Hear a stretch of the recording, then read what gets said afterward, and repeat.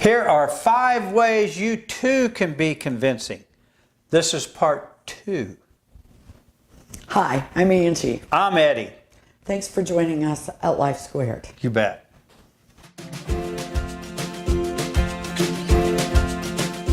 Welcome to Life Squared, brought to you by the Perfectly Imperfect Network, from imperfect folk everywhere.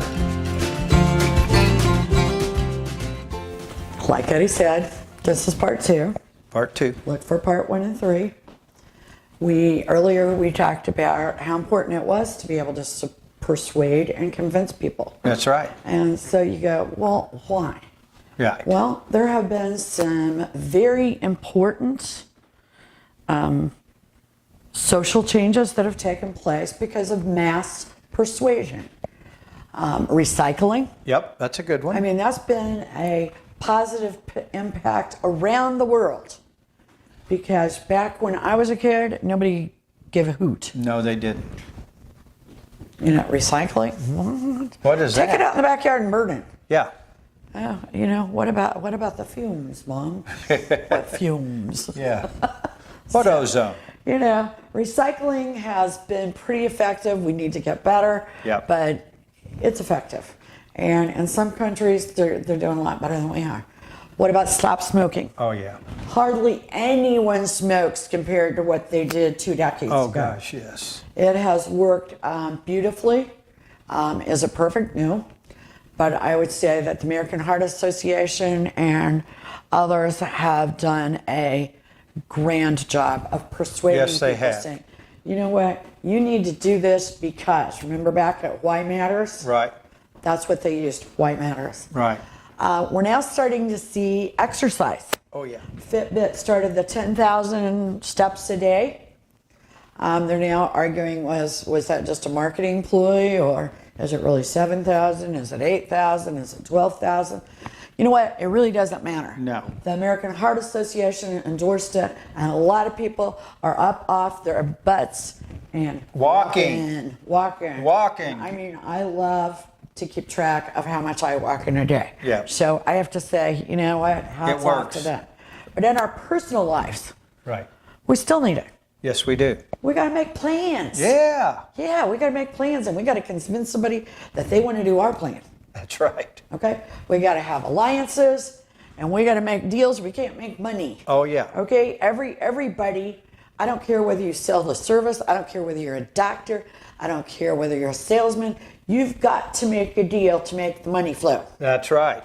Wheeling So, and dealing. Yeah, it is very, very important. Yes, it is. Those plans.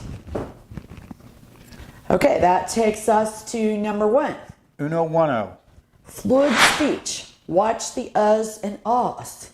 Because uhs and ahs make the person you're trying to convince a little less confident That's about right. what you're saying. Ooh ah, ooh ah. Also, make sure you use appropriate language. Yeah.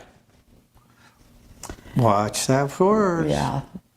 You know, there's truth language. Right. Make sure you're telling the truth and coming across as it. The FBI has a great list Yeah. of body language and words you use and actions that suggest whether someone is telling the truth or not. Right. And a lot of people are aware of them. Number 2, 2. talk a little faster. Not because you don't want someone to hear you or understand you, Right. but because you seem a little bit more excited. Okay? Because if you're back at number 1, ooh and on and ugh, Right. You don't sound pumped up. you don't really sound like you're convinced. Right. You've got to be convinced to convince somebody else. Right. That's for darn sure. That's So a fact. Talk a little faster, be a little bit more excited. Right. Number 3, be the mirror to the other person. Repeat key words and actions. Just don't do it too soon, you know? Right. If you've got a guy that, you know, likes to open up his arms and, you know, put out his hands, okay, wait a little bit, 20, 30 seconds, and work that in. If he says y'all and he loves that term, use that term. That's right. Okay? Get you if some he points. says, bless you, bless you. Yeah. Okay? So mirror that person. Number 4. This one's easy. My favorite. Nod. Get that old bobblehead going. Them to start, nod. Ask those Right. questions. You can get that head going. Right. Yeah. Easy. Anybody can do it, and maybe one of the most effective. Number 5. Offer reciprocation. Give and take. Give and take. Push and pull. Right. Okay, favors. A lot of people feel important if you ask them a favor. Exactly. They do. I mean, and I'm not talking about $20 till payday kind of favor.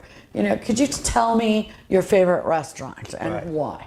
Could you tell me how to get tickets to the concert? We've got a friend that's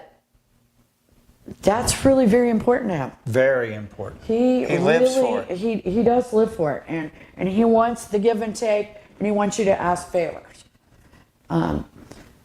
But always be prepared for the give and take. Yes. I will, mop the floor if you'll wash my car. Okay. We have a car wash at work, so That's an easy. I won that one. So offer some reciprocation.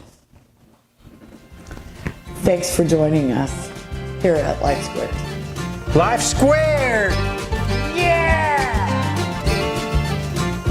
We really appreciate you joining us today at Life Squared on the Perfectly Imperfect Network. To get more content, please consider subscribing. If you have any questions or feedback, we'd love to hear from you in the comments section. Thanks for watching.